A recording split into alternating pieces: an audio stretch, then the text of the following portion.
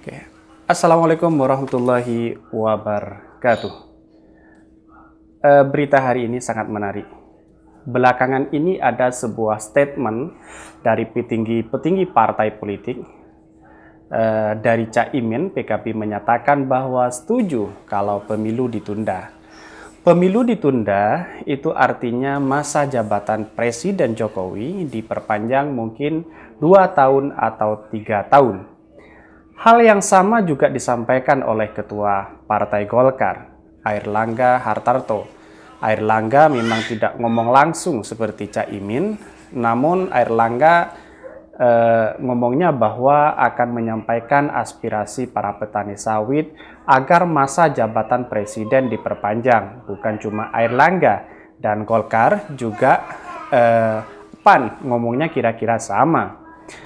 Walaupun nggak langsung membawa aspirasi masyarakat dan lain-lainnya, sementara Nasdem yang tadinya kayak nggak setuju, tiba-tiba ada statement ingin mempertimbangkan perpanjangan masa jabatan presiden. Buat saya ini nggak seru karena banyak partai pada saat yang bersamaan ngomong dengan tema yang sama. Sikap PDIP kemudian jelas bahwa menunjukkan warna yang berbeda. PDIP kayaknya menolak dengan alasan-alasan tertentu masa jabatan diperpanjang atau pemilu itu ditunda. Sementara Gerindra belum clear sikapnya. Saya tidak tahu bagaimana sikap PKS dan Demokrat, tapi yang menarik adalah bahwa sedang ada orkestrasi politik untuk menunda pemilu. Artinya untuk memperpanjang masa jabatan presiden. Kabarnya ada yang bilang nantilah dalam pemilu pada tahun 2026 atau yang bilang tahun 2027. Saya nggak tahu, tapi pada intinya memperpanjang masa jabatan presiden itu sama halnya penunda pemilu. Pemilu ditunda itu sebetulnya sama dengan memperpanjang masa jabatan presiden. Pertanyaannya adalah kenapa partai-partai kok cenderung kepengen pemilu ditunda? Ketika pemilu, mereka harus bertarung memperkuatkan kursi-kursi di legislatif. Kalau mereka bertarung, mereka butuh energi, butuh dana. Mereka butuh apa yang namanya persiapan yang matang. Belum tentu kepilih juga kalau jadi anggota dewan. Belum tentu suaranya cukup sehingga bisa masuk lagi ke DPR.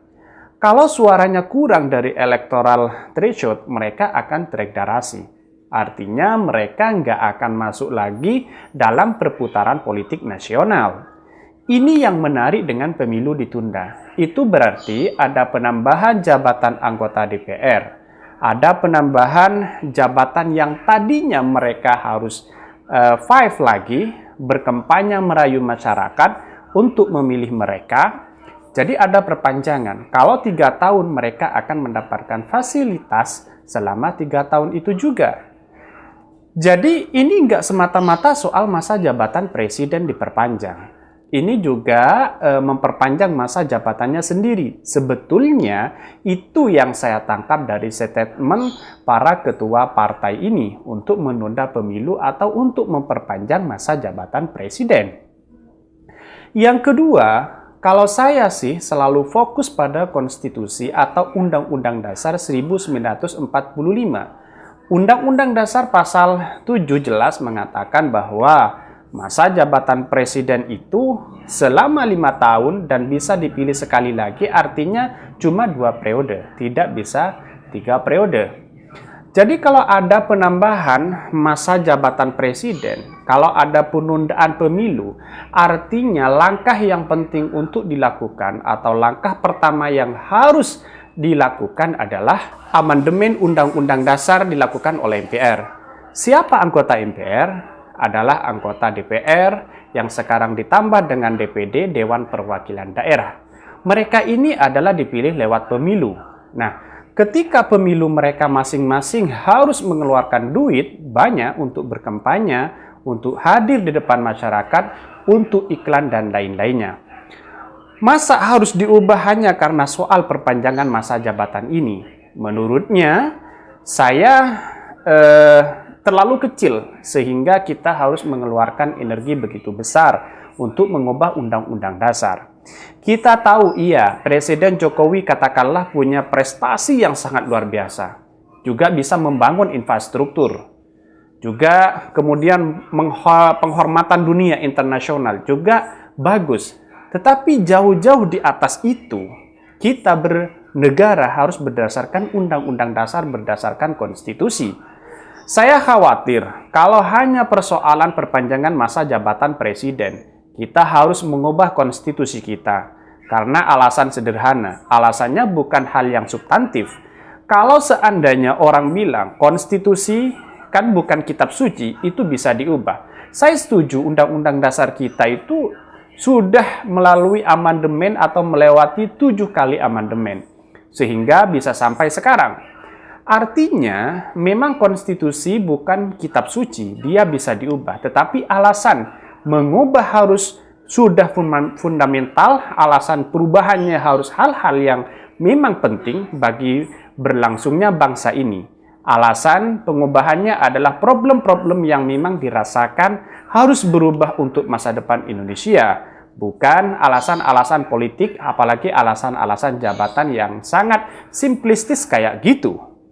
Kalau kita kebiasaan kayak gitu, nanti ini akan menjadi contoh untuk penguasa berikutnya. Pengubahan undang-undang demi melancarkan kepentingan pribadinya sendiri, demi melancarkan melanggengkan kekuasaan itu yang berbahaya.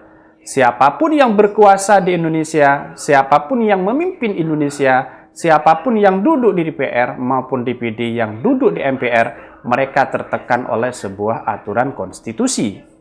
Nah, mereka terikat oleh sebuah aturan bersama. Dan ini aturan bersama yang kita sepakati, yang sudah melewati proses panjang.